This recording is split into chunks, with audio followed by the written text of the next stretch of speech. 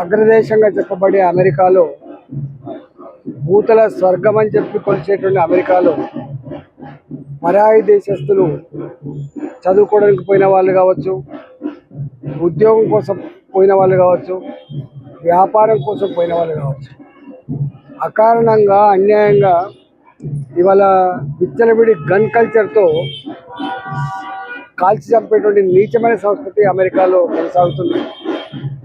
అనేక మంది భారత జాతి బిడ్డలు పెట్రోల్ పంపులలో పనిచేసే వాళ్ళు, స్టోర్లలో పనిచేసే వాళ్ళు గల్లపెట్ట మీద ఉంటే డబ్బులు ఇవ్వకపోతే కాల్చి చంపేటువంటి నీచం అనేక సంఘటనలు జరిగినాయి.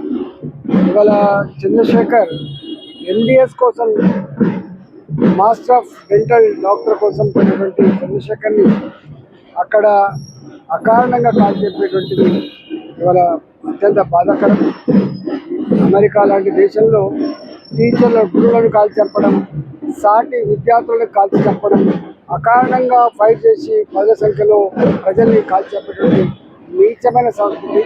ఇది గొప్ప ప్రజాస్వామ్యానికి నిదర్శనం కాదు, మనిషి యొక్క ప్రాణానికి గ్యారెంటీ లేనటువంటి వ్యవస్థగా కనపడతా ఉంది.